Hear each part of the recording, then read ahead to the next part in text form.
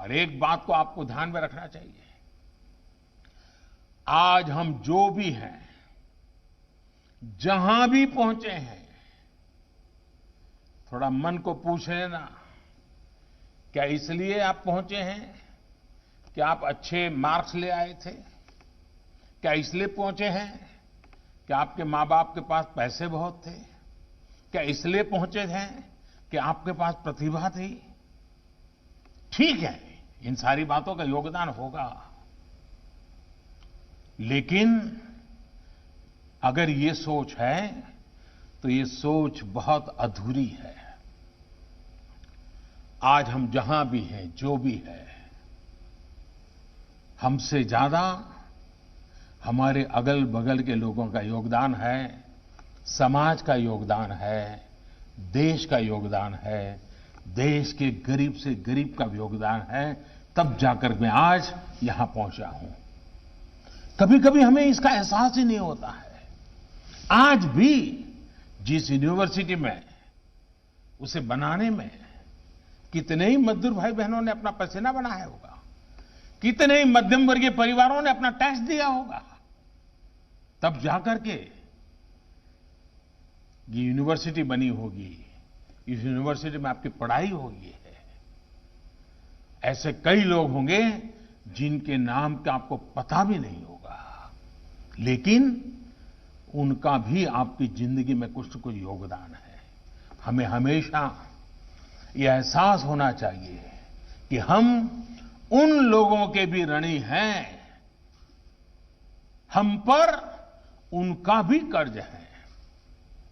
हमें समाज ने, देश ने यहां तक पहुंचाया है, इसलिए हमें भी संकल्प लेना होगा कि हम भी देश को का जो ऋण हम पर है, उस ऋण को मैं उतारूंगा, मैं उससे समाज को वापस करूंगा। साथियों, मानव जीवन के लिए गति और प्रगति अनिवार्य है। साथ साथ हमें भावी पीढ़ी के लिए प्रकृति और पर्यावरण की रक्षा करना भी उतना ही आवश्यक है। जैसे क्लीन एनर्जी उज्जवल भविष्य की एक आशा है, जैसे भविष्य के लिए, प्रकृति के लिए, पर्यावरण के लिए, विकास के लिए क्लीन एनर्जी की बात होती है, वैसे ही जीवन में भी दो बातें जरूरी है। मैं आपको उपदेश नहीं दे रहा हूं, अपने अनुभव से बताता हूं। दो बातें बहुत जरूरी है। एक क्लीन स्लेट और दूसरा क्लीन हार्ट। हम अक्सर सुनते हैं, आप भी बोलते होंगे, आप भी सुनते हैं, छोड़ो यार ये तो ऐसा ही है, छोड़ो यार कुछ नहीं होगा, अरे यार अपना क्या है, चलो एडजस्ट कर लो, चलो चलते चलो। कई बार लोग बोलते हैं कि देश में ये सब ऐसे ही चलेगा, हमारे यहां तो ऐसे ही होता रहा है। अरे भाई यही तो अपनी परंपरा है, ऐसे ही होना है। साथियों, ये सारी बातें हारे हुए मन की बातें हुई है, ये टूटे हुए मन की बातें होती है। एक प्रकार से जिसको जंग लग गया ऐसे मस्तिष्क की बातें होती है। ये सारी बातें कुछ लोगों के मन मस्तिष्क में चिपक जाती है, वो इसी अप्रोच के साथ हर काम करते हैं। लेकिन आज की जो पीढ़ी है, 21वीं सदी का जो युवा है, उसको एक क्लीन स्लेट के साथ, पूरी तरह क्लीन स्लेट के साथ आगे बढ़ना चाहिए। कुछ लोगों के मन में ये जो पत्थर की लकीर बनी हुई है कि कुछ बदलेगा नहीं, उस लकीर को क्लीन करना होगा। इसीलिए क्लीन सेट, उसी प्रकार से क्लीन हार्ट, इसका अर्थ मुझे नहीं समझाना पड़ेगा। क्लीन हार्ट का मतलब ही है साफ नीयत। साथियों, जब आप प्री कंसीव्ड नोशन के साथ आगे बढ़ते हैं तो किसी भी नई चीज के लिए दरवाजे आप खुद ही बंद कर देते हैं। साथियों, अभी से 20 साल पहले का समय था जब मैं पहली बार गुजरात का मुख्यमंत्री बना था। अनेक चुनौतियां थी, अनेक स्तर पर काम हो रहा था। अब मैं नया नया मुख्यमंत्री बना, मैं पहले दिल्ली में रहता था, अचानक मुझे गुजरात आना पड़ा। मेरे पास रहने के लिए तो कोई जगह नहीं थी, तो गांधीनगर के सर्किट हाउस में मैंने कमरा बुक कर लिया। अभी शपथ होना बाकी था, लेकिन तय हो चुका था मैं मुख्यमंत्री बनने जा रहा हूं। तो स्वाभाविक है, लोग गुलदस्ते लेकर के आ जाते हैं, मिल जाते हैं। लोग मिलने आते थे, लेकिन जो भी आते थे वो बातचीत में अक्सर मुझे ये कहते थे कि मोदी जी, अब आप मुख्यमंत्री बन रहे हैं, एक काम जरूर कीजिए। करीब करीब 70-80% लोग यही बताए। क्या कहते थे? आपको भी सुनकर के आश्चर्य होगा। वो कहते थे कि मोदी जी कुछ भी कीजिए, कम से कम शाम को खाना खाते समय बिजली मिले, इतना तो करिए। मैं कहता हूं 2001 में जब मैं मुख्यमंत्री बना, तब गुजरात के लोग मुझे मिलते थे, यही कहते थे, साहब कम से कम शाम को खाना खाते समय बिजली मिले, ऐसा कुछ करो ना। इससे आप सोच सकते हैं कि बिजली की क्या हालत थी उस समय। और मैं भी जिस तरह के परिवार से आता हूं, मुझे भी ये अच्छी तरह पता था कि बिजली का होना और न होना कितना महत्व रखता है। मैंने सोचा कि भाई लोगों की समस्या का कोई परमानेंट सॉल्यूशन है क्या। और मैं अफसरों से बात कर रहा था, चर्चाएं कर रहा था, लेकिन वही, अरे भाई ये तो ऐसे ही है, हमारे पास बिजली जितनी है तो हम ऐसा ही कर सकते हैं, जब ज्यादा बिजली पैदा करेंगे तब देखेंगे, ही जवाब आते थे। मैंने कहा भाई ये गिवन सिचुएशन में कोई सॉल्यूशन है क्या। अब ईश्वर कृपा से एक विचार मन में आया, स्थितियों को देखते हुए मैंने कहा भाई एक काम कर सकते हैं क्या, जो एग्रीकल्चर फीडर है वो और जो डोमेस्टिक फीडर है, क्या हम दोनों को अलग कर सकते हैं क्या।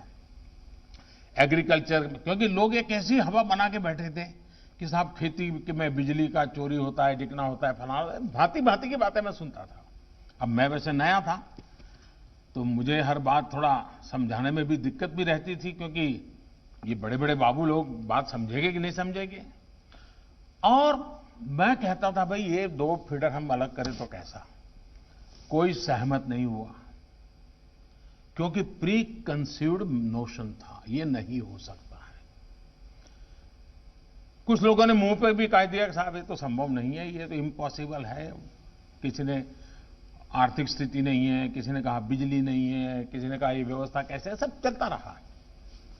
आप हैरान हो जाएंगे, इसके लिए जो फाइलें चली, वो फाइलों का मुझे लगता है वजन भी 5-7-10 किलो तक शायद पहुंच गया होगा। और हर बार हर अफसर नेगेटिव लिखता था, हर कोई।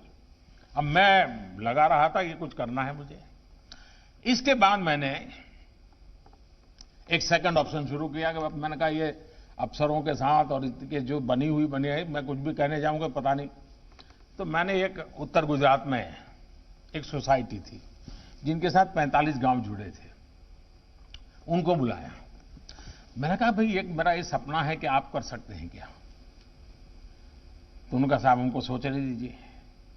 मैंने कहा इंजीनियर वगैरह की मदद लीजिए, मेरी इतनी इच्छा है कि 45 गांवों में जो बिजली जाती है वहां मैं एग्रीकल्चर और डोमेस्टिक को फीडर अलग करना चाहता हूं। तो दोबारा आए, उन्होंने कहा साहब हमें कोई मदद की जरूरत नहीं, हमें 10 करोड़ रुपए इस पर खर्च करने की गुजरात सरकार हमें मंजूरी दे दे। जो कोऑपरेटिव सोसाइटी के रूल्स रेगुलेशन होते हैं उसमें थोड़ी मदद करिए। मैंने कहा ये मेरी जिम्मेवारी। हमने परमिशन दी।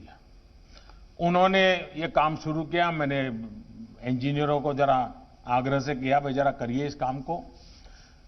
और उन 45 गांवों में डोमेस्टिक फीडर और एग्रीकल्चर फीडर को अलग किया। परिणाम ये आया कि खेती में जितना समय बिजली देनी थी देते थे, वो अलग टाइम था। घरों में 24 घंटे बिजली पहुंचने लगी। और फिर मैंने एजुकेशनल यूनिवर्सिटियों की मदद से थोड़ा नौजवानों को भेज करके उसका जरा थर्ड पार्टी असेसमेंट करवाया। आप हैरान हो जाएंगे, जो इस गुजरात में रात को खाने समय बिजली मिलना भी मुश्किल था, 24 घंटे बिजली मिली। लेकिन इसके साथ एक इकोनॉमी शुरू हुई। टेलर भी अपना जो सुइंग मशीन था उसको अब पैर से नहीं इलेक्ट्रिक मशीन से चलाने लगा। धोबी भी इलेक्ट्रिक इस्त्री उपयोग करने लगा। किचन में भी बहुत सारी इलेक्ट्रिक चीजें आने लग गई। लोग एसी खरीदने लगे, पंखा खरीदने लगे, टीवी खरीदने लगे। एक जीवन बदलना शुरू हो गया। सरकार की इनकम में भी बढ़ोतरी हुई। इस प्रयोग ने हमारे सभी उस समय के अफसरों के दिमाग को बदला। आखिरकार निर्णय हुआ कि ये रास्ता सही है और पूरे गुजरात में 1000 दिन का कार्यक्रम बनाया। 1000 दिन में एग्रीकल्चर फीडर और डोमेस्टिक फीडर अलग किए जाएंगे और 1000 दिन के भीतर भीतर सारे गुजरात में 24 घंटे घरों में बिजली पहुंचना संभव हुआ। अगर मैंने वो प्री कंसीव नोशन को पकड़ा होता तो ये नहीं होता। क्लीन स्लेट था मेरा, नए सिरे से मैं सोचता था और उसी का परिणाम हुआ। साथियों, एक बात मान के चलिए, restriction do not matter, your response matters. मैं आपको एक और उदाहरण देता हूं। ये मैं कोई अपनी वाहवाही करने के लिए नहीं कह रहा, लेकिन कभी ध्यान में आता है कि हम किस प्रकार से बदलाव ला सकते हैं। गुजरात पहला राज्य था जिसने अपने स्तर पर सोलार पॉलिसी बनाई थी। तब ये बात आई थी कि सोलार बिजली की कीमत प्रति यूनिट 12-13 रुपया तक जाएगी। ये कीमत उस समय के हिसाब से बहुत कम थी, क्योंकि थर्मल की जो बिजली थी वो 2, 2.5, 3 रुपये तक मिल जाती थी। वही बिजली अगर 13 रुपया, हम आप जानते हैं आजकल जिस प्रकार से हो हल्ला करने की फैशन है, हर चीज में नुक्स निकालने की फैशन है। उस समय तो, और मेरे लिए तो बड़ी परेशानियां रहती थी। अब मेरे सामने विषय आया कि साहब ये तो बहुत बड़ा तूफान खड़ा हो जाएगा। कहां 2 रुपये 3 रुपये वाली बिजली और कहां 12-13 रुपये बिजली वाले हैं। लेकिन साथियों, मेरे सामने एक ऐसा पल था कि मुझे मेरी प्रतिष्ठा की चिंता करनी कि मेरे भावी पीढ़ी की चिंता करना। मुझे मालूम था कि ये इस प्रकार के निर्णय की मीडिया में बहुत धुलाई होगी, भांति भांति के करप्शन के आरोप लगेंगे, बहुत कुछ होगा। लेकिन मैं क्लीन हार्ट था। मैं जेन्युइनली मानता था कि हमें कुछ न कुछ तो लाइफस्टाइल बदलने के लिए करना पड़ेगा। आखिरकार हमने फैसला लिया, सोलार एनर्जी की तरफ जाने का फैसला लिया और हमने ईमानदारी के साथ ये निर्णय किया, उज्जवल भविष्य के लिए किया, एक विजन के साथ किया। गुजरात में सोलार प्लांट की शुरुआत हुई, बहुत बड़ी मात्रा में हुई। लेकिन उसी समय जब गुजरात ने पॉलिसी बनाई तो भारत सरकार ने भी फुल स्टॉप कॉमा के साथ वही पॉलिसी उस समय बनाई। जब मैं गुजरात का मुख्यमंत्री था, आपको मालूम है वहां दिल्ली में किसकी सरकार थी, उन्होंने बनाई। लेकिन उन्होंने क्या किया, उन्होंने 18-19 रुपया दाम तय किया। अब हमारे अफसर आए, बोले साहब ये हम 12-13 देंगे, ये 18-19 देंगे, तो हमारे यहां कौन आएगा। मैंने कहा बिल्कुल नहीं, मैं 12-13 पर ही टिका रहूंगा, 18-19 की मैं देने को तैयार नहीं हूं। लेकिन हम डेवलपमेंट के लिए एक ऐसा इकोसिस्टम देंगे, ट्रांसपेरेंसी देंगे, स्पीड करेंगे, दुनिया हमारे यहां आएगी, एक अच्छे गवर्नेंस के मॉडल के साथ आगे बढ़ेंगे। और दोस्तों, आज देख रहे हैं आप कि गुजरात ने जो सोलार का इनिशिएटिव लिया, आज गुजरात सोलर पावर जनरेशन में कहां पहुंचा है वो आपके सामने साक्षी हैं। और आप स्वयं यूनिवर्सिटी आज एक काम को आगे बढ़ाने के लिए आगे आए हैं। जो 12-13 रुपए से शुरू हुआ था वो पूरे देश में सोलार एक मूवमेंट बन गया। और यहां आने के बाद तो मैंने इंटरनेशनल सोलार अलायंस आईसा एक ऐसी संस्था का निर्माण किया है जिसमें दुनिया के करीब 80-85 देश उसके मेंबर बन गए हैं और पूरे दुनिया में मूवमेंट का कारण बन गए हैं। लेकिन ये कन्विक्शन, क्लीन हार्ट के साथ कन्विक्शन, उसका ये परिणाम है कि आज हिंदुस्तान सोलार के अंदर बहुत तेजी से आगे बढ़ रहा है। आज प्रति यूनिट कीमत 12-13 से कम होकर के 2 रुपये से भी कम पहुंच गई है। आज देश की भी एक प्रमुख प्राथमिकता सोलर पावर बन गया है और हमने 2022 तक 175 गीगावाट रिन्यूएबल एनर्जी के लिए निर्णय संकल्प किया हुआ है। और मुझे विश्वास है कि हम 2022 के पहले इसको पूरा कर लेंगे और 2030 तक रिन्यूएबल एनर्जी का हमारा लक्ष्य है 450 गीगावाट। बहुत बड़ा लक्ष्य है, ये भी समय से पहले पूरा होगा, ये मेरा विश्वास है। There is no such thing at can not happen. There is either I will make it happen और I will not make it happen. ये विश्वास आपको हमेशा काम आएगा। साथियों, बदलाव चाहे खुद में करना हो या दुनिया में करना हो, बदलाव कभी एक दिन, एक हफ्ते या एक साल में नहीं होता। बदलाव के लिए थोड़ा ही प्रयास, लेकिन थोड़ा थोड़ा निरंतर प्रयास, लगातार सस्टेन हमें हर दिन करता पड़ता है। नियमित होकर किए गए छोटे छोटे काम बहुत बड़े बदलाव लाते हैं। अब जैसे कि आप अगर हर दिन कम से कम 20 मिनट कुछ नया पढ़ने का या सीखने की आदत डाल सकते हैं, इसी तरह आप ये भी सोच सकते हैं कि क्यों ना हर दिन 20 मिनट कुछ नया सीखने के लिए डेडिकेट किए जाएं। एक दिन में अगर आप देखोगे तो ये केवल 20 मिनट की ही बात होगी, लेकिन यही 20 मिनट एक साल में 120 घंटे बराबर हो जाएंगे। ये 120 घंटों का प्रयास आपके भीतर कितना बड़ा बदलाव कर देगा, ये महसूस करके आप खुद भी हैरान हो जाएंगे। साथियों, आपने क्रिकेट में भी देखा होगा, जब किसी टीम को बहुत बड़ा टारगेट चेज करना होता है तो वो ये नहीं सोचती कि उसे टोटल कितने रन बनाने हैं। बैट्समैन ये सोचते हैं कि उसे हर ओवर में कितने रन बनाने चाहिए। यही मंत्र फाइनेंशियल प्लानिंग में भी बहुत लोग लेकर चलते हैं। हर महीने 5,000 रुपया जमा करते हैं और 2 साल में 1 लाख से ज्यादा रुपये इकट्ठा कर हो जाता है। इसी तरह से सतत प्रयास, सस्टेन एफर्ट्स आपके अंदर वो कैपेबिलिटीज बिल्ड कर देते हैं जिसका असर शॉर्ट टर्म में तो नहीं दिखता, लेकिन लॉन्ग रन में ये बहुत बड़ी आपकी अमानत बन जाता है, बहुत बड़ी शक्ति बन जाता है। राष्ट्रीय स्तर पर जब देश भी ऐसे ही सस्टेन एफर्ट्स के साथ चलता है तो उसके भी ऐसे ही परिणाम होते हैं। उदाहरण के तौर पर स्वच्छ भारत अभियान को ही लीजिए। हम सफाई के बारे में केवल गांधी जयंती पर, केवल अक्टूबर में ही नहीं होते, लेकिन हम हर दिन इसके लिए प्रयास करते हैं। मैंने भी 2014 से लेकर 2019 के बीच लगभग मन की बात में हर कार्यक्रम में सफाई को लेकर लगातार देशवासियों से चर्चा की है, बातचीत की है, उनसे आग्रह भी किया है। हर बार अलग अलग मुद्दों पर बात, थोड़ी थोड़ी बात होती रही, लेकिन लाखों करोड़ों लोगों के छोटे छोटे प्रयासों से स्वच्छ भारत एक जन आंदोलन बन गया। सस्टेन एफर्ट्स का यही प्रभाव होता है, ऐसे ही परिणाम आते हैं। साथियों, 21वीं सदी में दुनिया की आशाएं और अपेक्षाएं भारत से हैं और भारत की आशा और अपेक्षा आपके साथ जुड़ी है। मैं फिर कहता हूं, आपके साथ जुड़ी है। हमें तेज गति से चलना ही होगा, आगे बढ़ना ही होगा।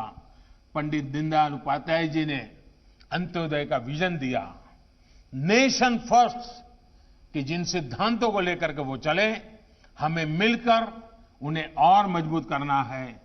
हमारा हर काम राष्ट्र के काम हो, इसी भावना के साथ हमें आगे बढ़ना है। मैं एक बार फिर आप सभी को बहुत बहुत बधाई और उज्जवल भविष्य के लिए अनेक अनेक शुभकामनाएं देता हूं। बहुत बहुत धन्यवाद। आवजो।